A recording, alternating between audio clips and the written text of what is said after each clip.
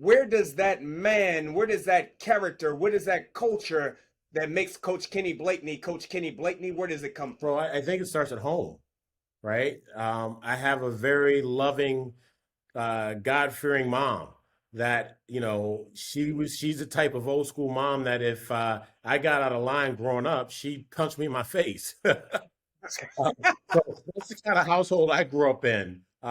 It was respect and it was about responsibility. It was about accountability. And it wasn't like we had everything in the world because we didn't. My mom was a grocery clerk at Safeway that's at 21st and L that's now Ruth Chris downtown.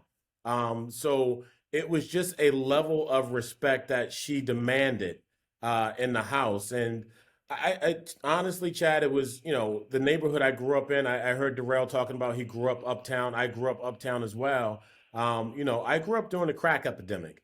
And it was either you went to school and you took that path of like probably the path of least resistance, or you were out in the streets.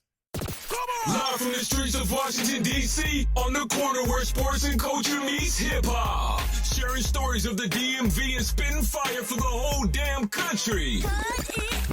This is First and Told with Chad Ricardo and Darrell Blakeney. What up, my people, and welcome back to another episode of First and Told. He's Darrell Blakeney. I am Chad Ricardo, indeed. Every episode we say that we got a special guest in the building, but today, I don't know that I've ever been more excited about someone that we've had an opportunity to sit down with than the one that is going to be joining us right now.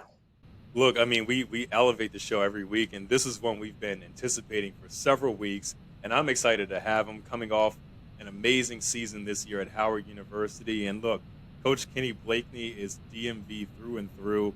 The DC native, he graduated from DeMatha and played under the legendary Morgan Wooten. At DeMatha, he was also the Maryland Gatorade Player of the Year for the 89-90 season. And then he played under Coach K at Duke, had an amazing 5-year run there where he was a member of 2 title-winning squads in the early 90s and won 99 games as a player.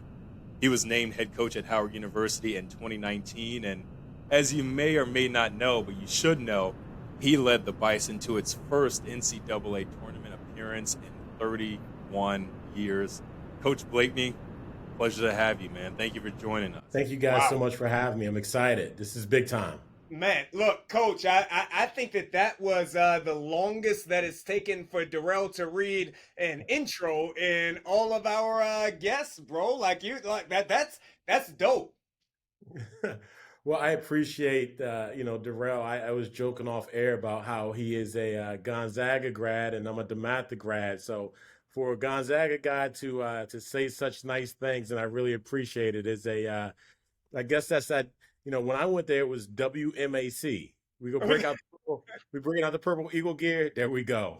Coach Steve Turner would be really happy to know that that's been broken out today. So, listen, Coach, we want to talk obviously about your career and about your life, but I think it's appropriate to start with this season that your team just had. I mean, obviously, you guys made the NCAA tournament. You made headlines and waves around the country.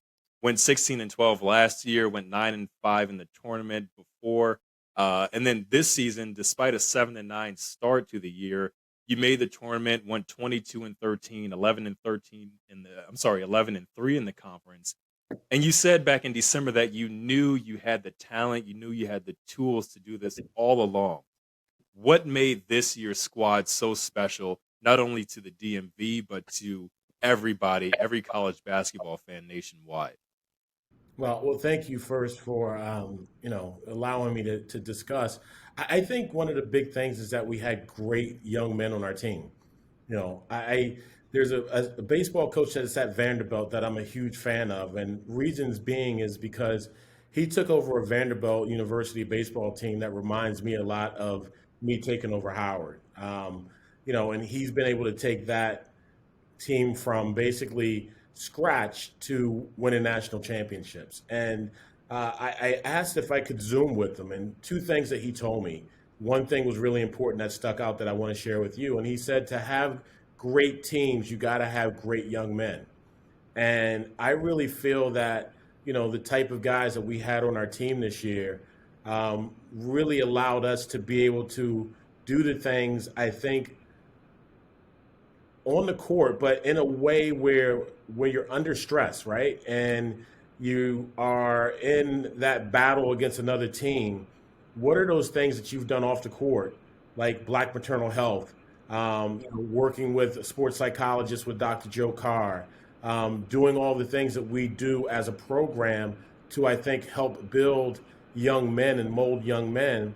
I really feel that those things really helped us during those times when we needed to be a little bit more tougher, a little bit more connected together, to have a chance to put ourselves in the position to win both championships, the league championships, and also the conference tournament championship. And along those lines, and speaking of having the toughness, the mental fortitude, to having the student athletes who are not only basketball players on the court but tremendous young men off the floor. What was there a turning point during the season? Like I said, despite 7-9, that start where you were below 500, was there a point during the season where you found that something clicked and that mental toughness and mental fortitude clicked in, and you went on that obviously incredible run, winning the conference championship to get to the tournament?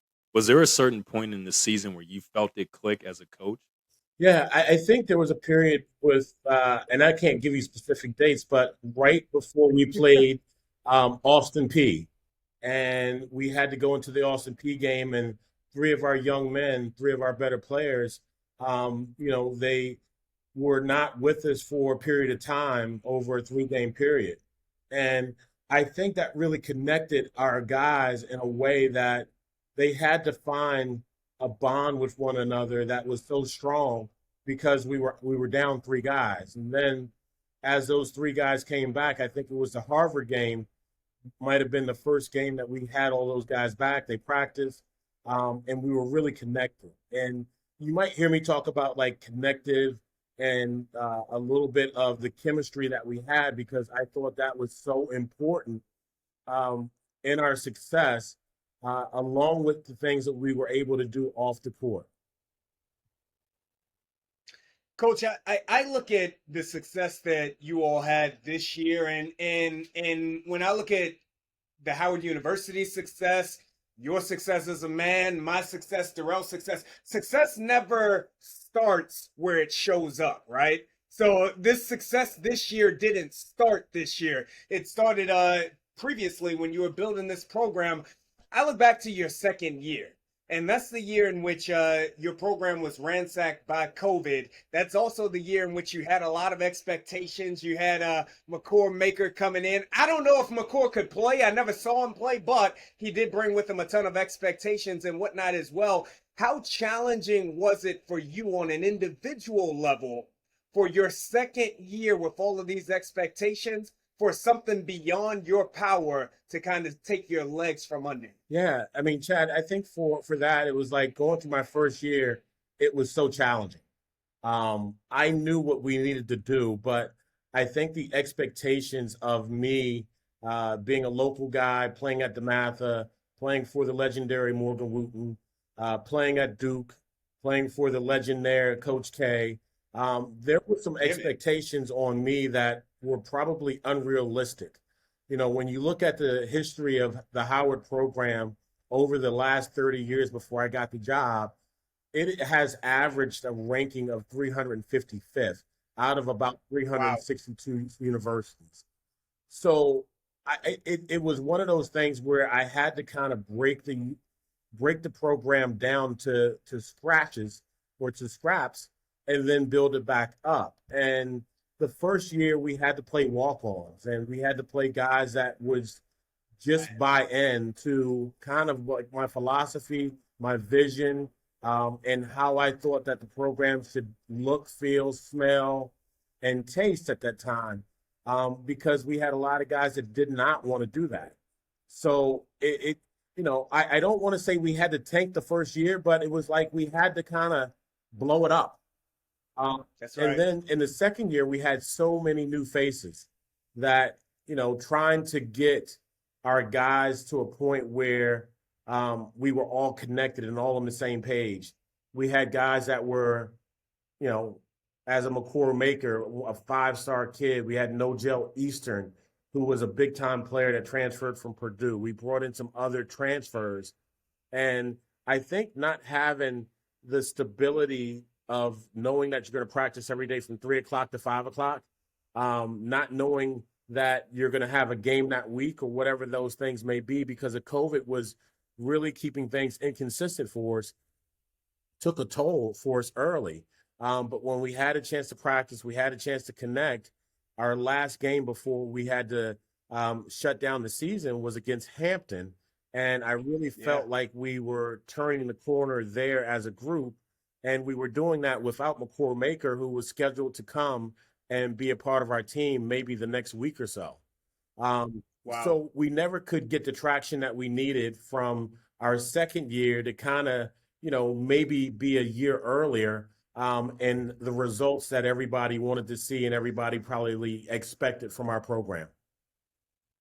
Could McCord play? Before could I know he's your guy, so I know that this is, but it's just me and you talking, Coach. Could he play? Chad, he absolutely could play. The thing is, he needed to play. Um, he was a Yeah. guy that in high school and during the summers did not compete in a lot of games. And that was his big question mark with him coming out of high school was like teams wanted to see him play. And I think that being here, he played 2 games before he got shut down. We still had a schedule of all of our conference games, our conference MEAC games that were left on our schedule. And I thought that if not winning the MEAC, I thought we could be right there with McCord and a healthy group of all of our guys. But McCord could flat out play, and I see him being an NBA guy one day near soon. When we look at programs that are successful, it's so often, especially in basketball, but it's so often that the program takes their DNA, they take their leadership from their head coach. And that is with me having had the benefit of not only covering, but in calling your games for the last 2 seasons. That's what I see in your program. And I've said this to you in interviews before, Coach. I've had the opportunity to interview a majority of the head coaches in all of the DMV, the big time names that you hear of. And I don't know that there's any one that demands more respect, that I have more respect and admiration for than you. And that's not just wins and losses. That's watching you on the sidelines. That's seeing the way that you communicate with not only your players, but also with the officials, also with the opposing coaches and everything else as well. That is the man that you are. Where does that man, where does that character, where does that culture that makes Coach Kenny Blakeney, where does it come from? Bro, I think it starts at home, right? I have a very loving, God-fearing mom that, she's the type of old school mom that if I got out of line growing up, she'd punch me in my face. So that's the kind of household I grew up in. It was respect and it was about responsibility. It was about accountability. And it wasn't like we had everything in the world because we didn't. My mom was a grocery clerk at Safeway that's at 21st and L that's now Ruth Chris downtown. So it was just a level of respect that she demanded in the house. And I honestly, Chad, it was, the neighborhood I grew up in. I heard Darrell talking about he grew up uptown. I grew up uptown as well. I grew up during the crack epidemic. And it was either you went to school and you took that path of like probably the path of least resistance, or you were out in the streets. And that was something for me seeing it every day, my friends either going to jail or getting killed, that I did not want, and that was too close to home. So I just I bought into the idea of understanding I need to do these things in order for me to have success. I think playing for Coach K, and playing for Coach Wooten, where you had guys that were legendary figures, that were so successful, you fell in line. It was one of those things like, when we talk about kind of building the program here, the word culture is so important. But Chad, I never saw how the culture was built at Duke. I never saw how the culture was built at DeMatha, because by the time I'd gotten there to Coach Wooten had been there for 37 or 38 years. So the culture was, you fall in line behind the seniors and the juniors and the sophomores. And as a freshman, that's what you did. You just kind of watched the older guys. The culture at Duke was the same. So, but I had to, it's crazy because in all the places I've been, the culture has always been established, but it was like you never knew how all the ingredients were put together and the food was made. So I had to understand how to build culture here. And I think a lot of that just goes back to, my coaches, my mentors, and certainly my mom, with understanding, accountability and responsibility and things that I wanted to try our team to mirror as well.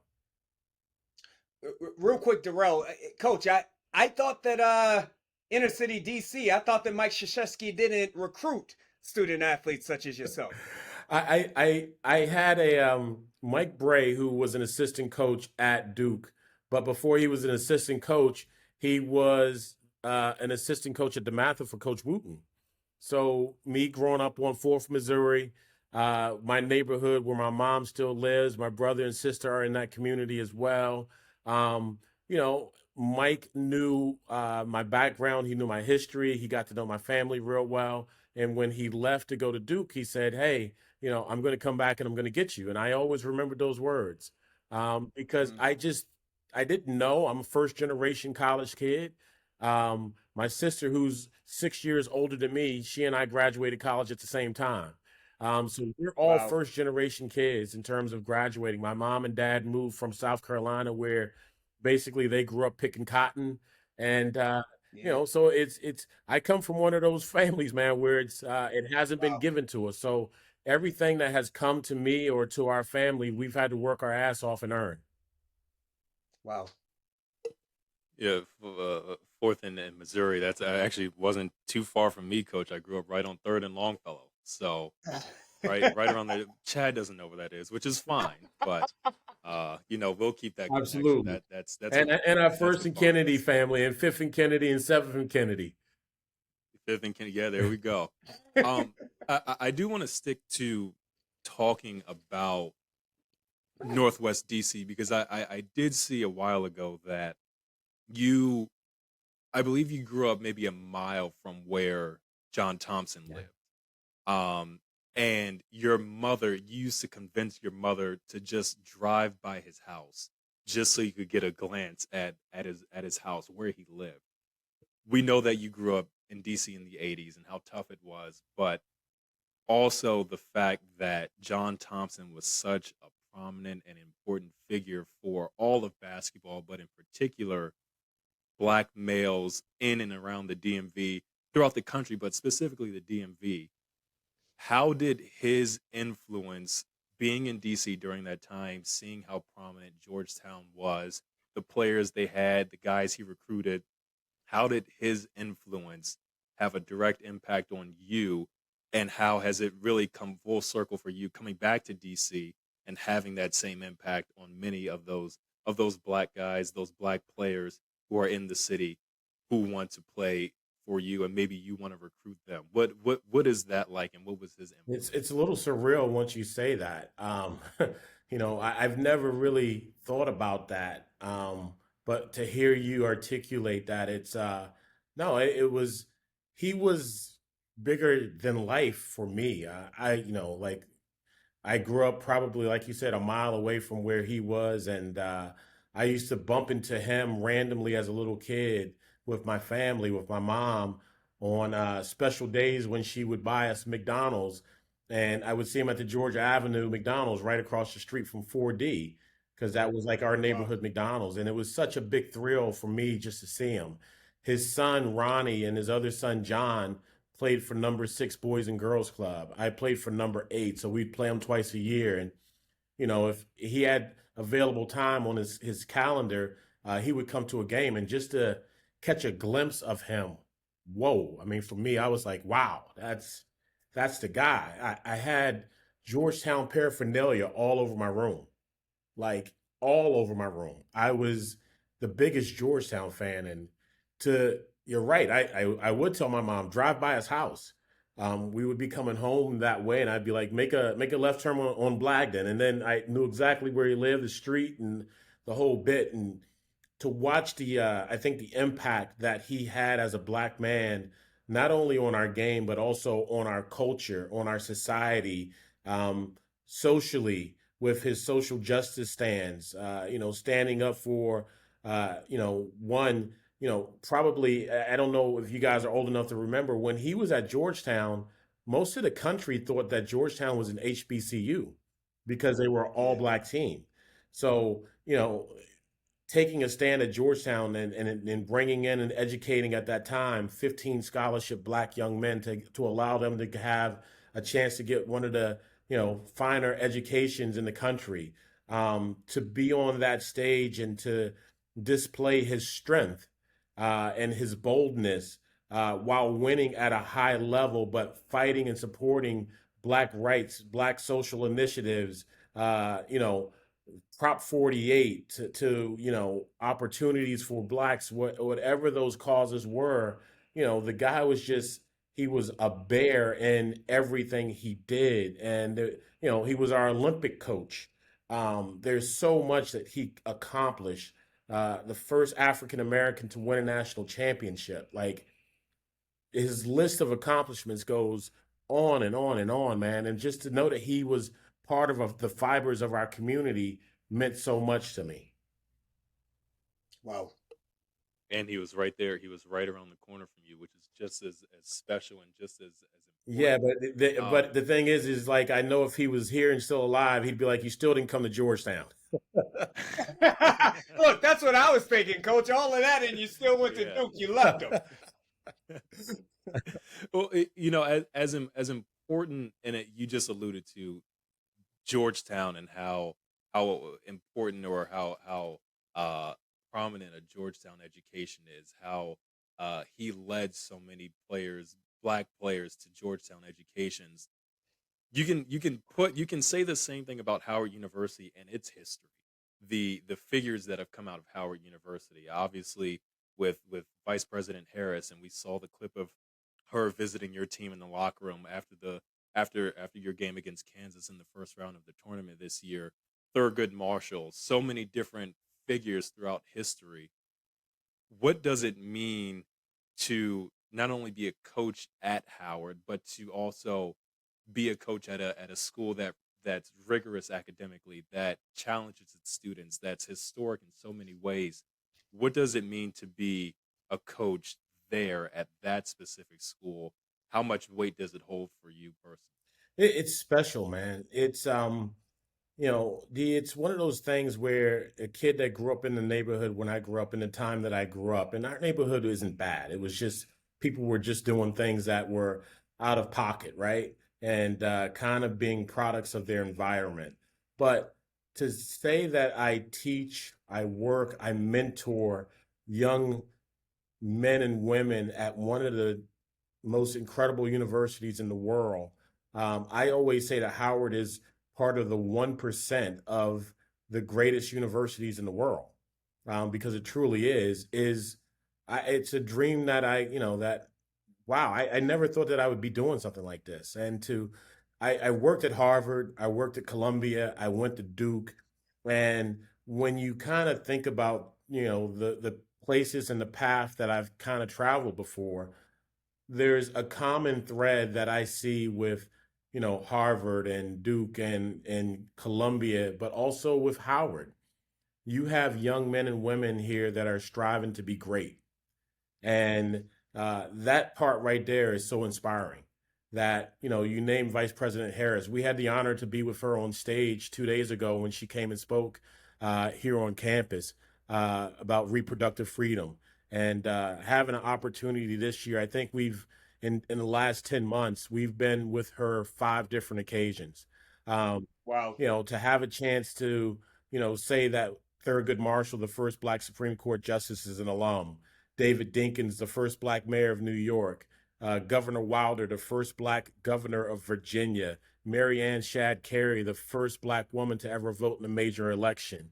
Like, you can go on with the list of incredible accomplishments and incredible alums that have walked this campus, man. It is one of those places. We call it the Dream Factory as a basketball program, because we believe that any of your dreams can come true here if you apply yourself and you conduct yourself the right way, but also if you really work it here. There's a thing that we also talk about, the HU hustle.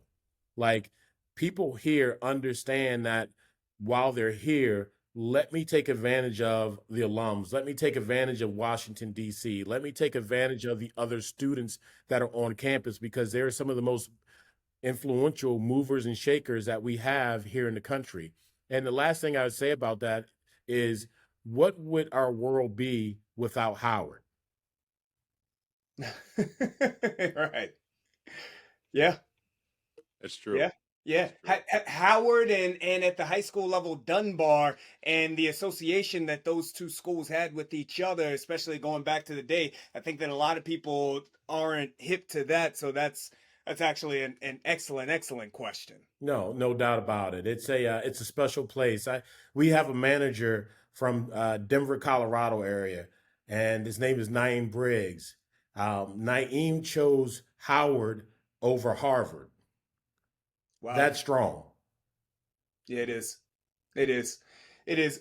Coach, I want to bring it back to the court for just a moment. And I want to speak to you about something that everybody out there in the country right now is talking about in some way, shape, or form. And that, of course, is the transfer portal. Now, with the portal, you all have been fortunate enough to bring a few young men into the portal that have really helped, especially with Marcus Dockery last year. As he caught fire, the team really began to take off. Jelani Williams coming in from Penn, one of my personal favorites, because in my heart, I'm a Sidwell graduate, even though I'm not. But now we're going to lose a few really talented young men and a few talented pieces that have been the fabric of the culture of your program. So I wonder, from your perspective, your overall thoughts about the portal. Do you love it or do you not like it at all, Coach? I have mixed feelings on the portal. The portal, as you said, has been really beneficial for us. And I hope the portal is beneficial for, young men that are looking for, opportunities outside of our program. It's a new world, and I think that nobody really has an understanding or a grip on what the portal and how to really utilize it in a way that makes sense. I had to have a conversation with recruits, and high school recruits, to when they're talking about, like, Coach, what do you want to do with me with recruiting? And I got to say, like, right now, I don't know how to recruit. Sure. Recruiting for us, as I'm kind of getting used to this rhythm of the portal, doesn't start until March or April. Wow.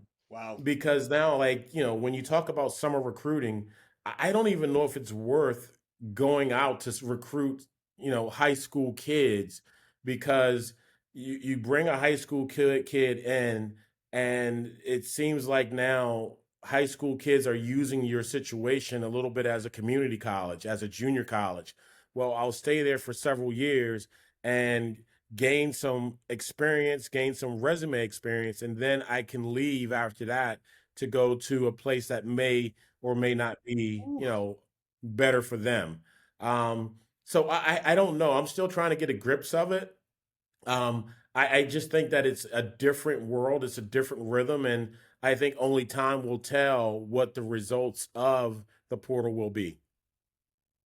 Man, listen, you led directly into my next question there. And I got to tell you, full disclosure, I actually just finished a story on how the transfer portal is affecting high school recruiting, and that will drop before this interview here drops. So know that I would have loved to have had your response in that piece, and I apologize that I didn't. But that's what I wanted to ask you about, bro, is how is this affecting the high school landscape? I interviewed a coach a high school coach who is actually very, very fond of you particularly. You weren't mentioned in the piece, but he's very fond of you particularly. But he said that he feels though the only good thing about the portal is that it helps college coaches to save their jobs, but that it is really, really hurting the high school student athlete with the fact that they're not able to get recruited at the same level. What's your response to that? No, it's exactly right. I don't know if it's helping us save our jobs or not,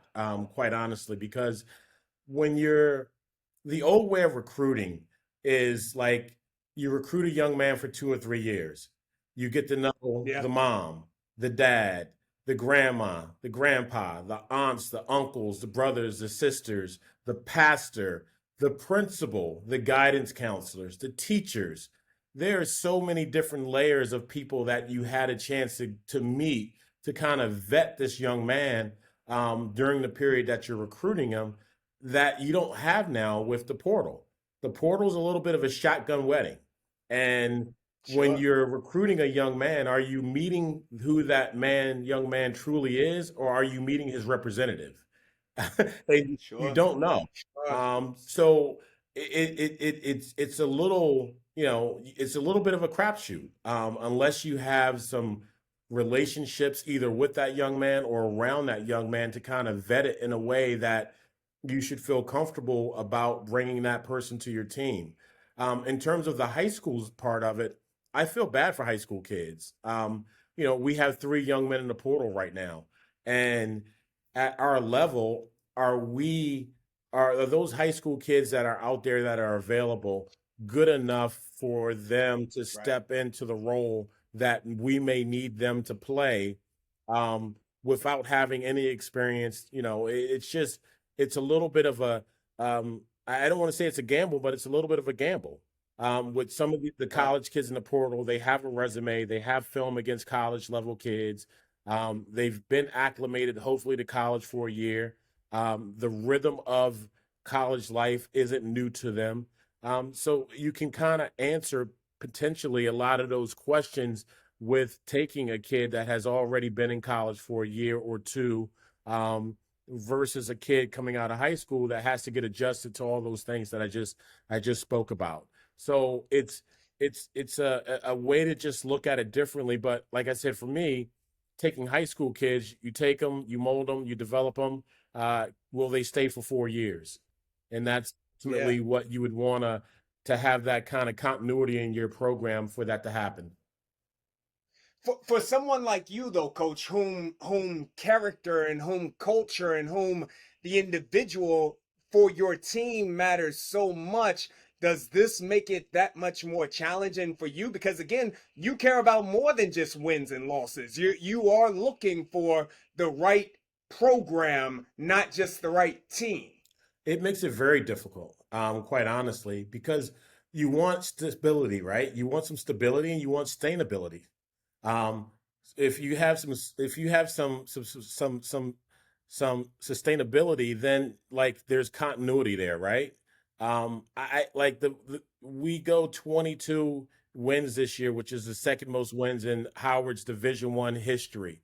And then over a period of time, you get a call that 3 of your better players, 3 starters, Gosh. are leaving your program. It's like you go from 22 wins, and then in your head, you're going, damn, can we win 5 games next year? Like, you know, Bro. it, Uh, so I just, it makes it really difficult um, to understand or to know that you can have some sustainability in this market in this field. It makes our jobs really challenging and complicated. And I don't know if administrations really care about that or not. But it like sure. to have success year in and year out in this day and age, especially at our level, with the transfer portal and then the NIL stuff, is if you can do it 2 or 3 years in a row, wow, you've done a hell of a job. Wow. Goodness. Coach, this is my final question for you, and it's about again about Howard, but about Howard University, Howard basketball, the culture as a whole. obviously last year, the 2022 season was a major stepping stone. The 2022-2023 season, bigger stepping stone, made the NCAA tournament, played number one seeded Kansas, a game in which you all, I mean, I watched it from start to finish. You produced it, D. I did. Did I? Yeah, I did. There was so many games. I can't remember everything. But literally you all played to the final buzzer, hustling, diving for loose balls, going out of bounds to get loose balls, everything. That, coupled with the university, coupled with your tenure here at Howard, finish the sentence for me. Howard University is on the cusp of blank.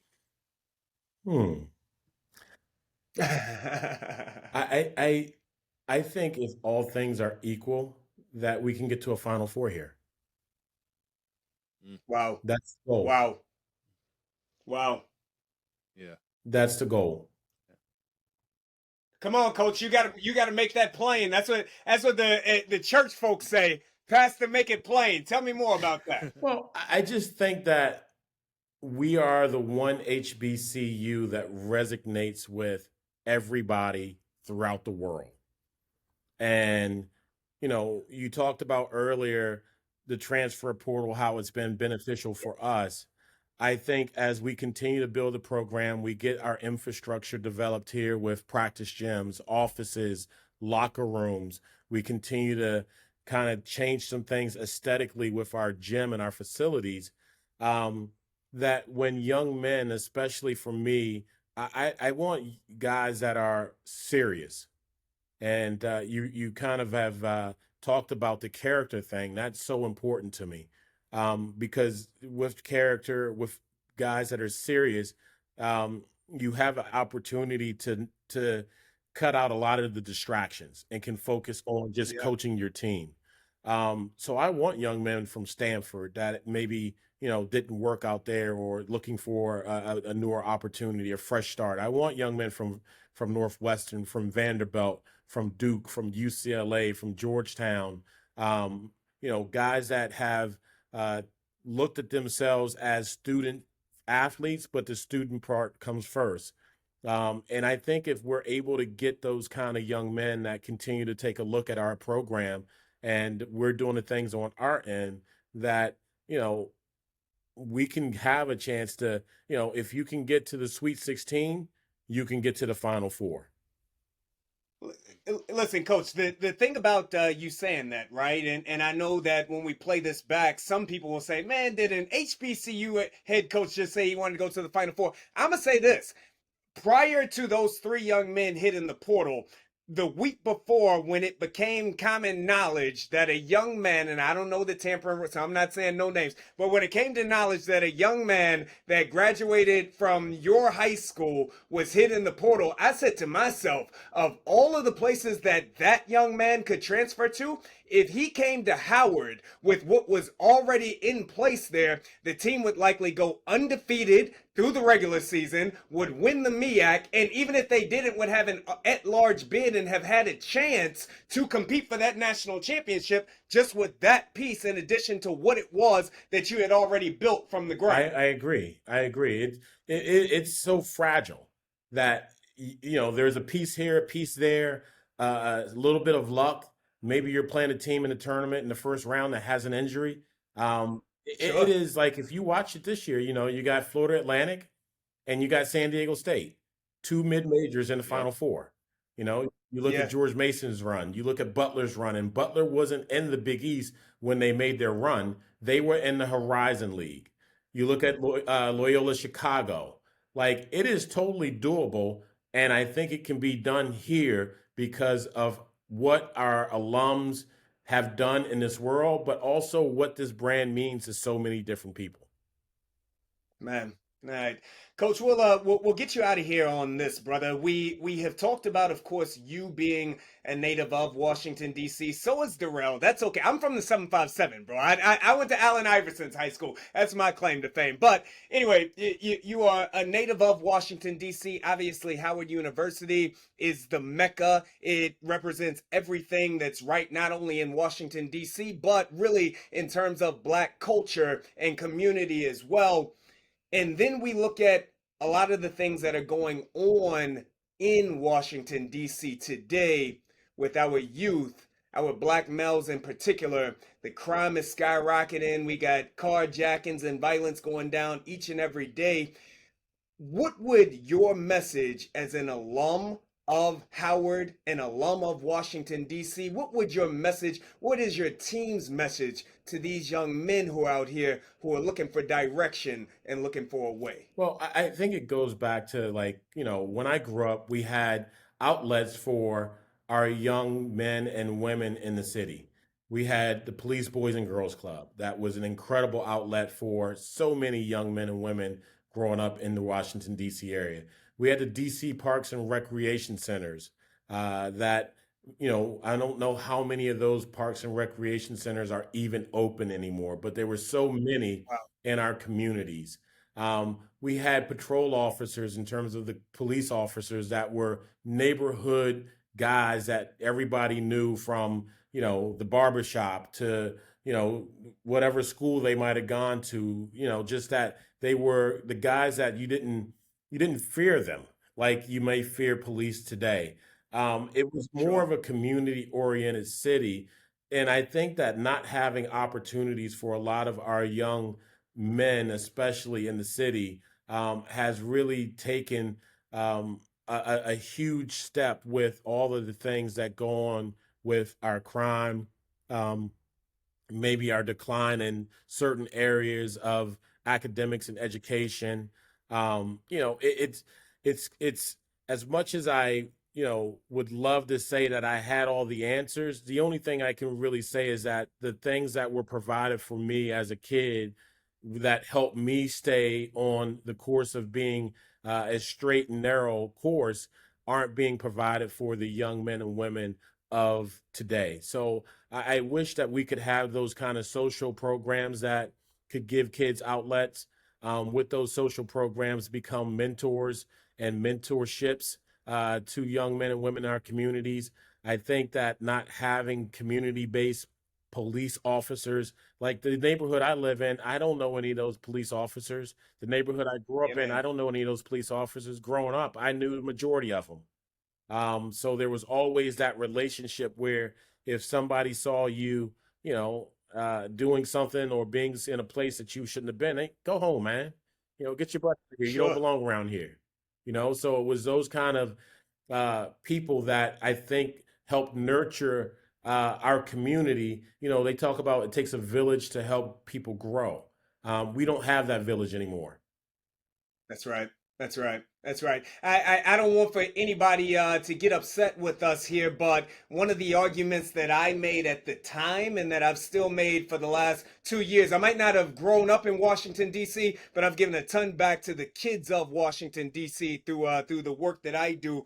But one of the arguments that I've made is that the decision to take away athletics during COVID for that 2 years had ramifications that will continue to be felt in the city for years to come because so many of those kids, it was their athletic families, it was their head coaches, it was their assistant coaches, it was the meals that were provided, it was all of these things that helped to keep our young men on track. And when that was taken away for a year and a half to 2 years, a lot of young men went the other direction instead of where they were headed to. Chad, that's a great point, and we talked about that just recently in the last couple of days, where young men, in terms of their social kind of skills during that period, really missed a lot in terms of their development and their growth because everybody was kind of in their silo a little bit, and if they weren't in their Yeah, silo, they were out and about, doing things that they probably shouldn't have been doing.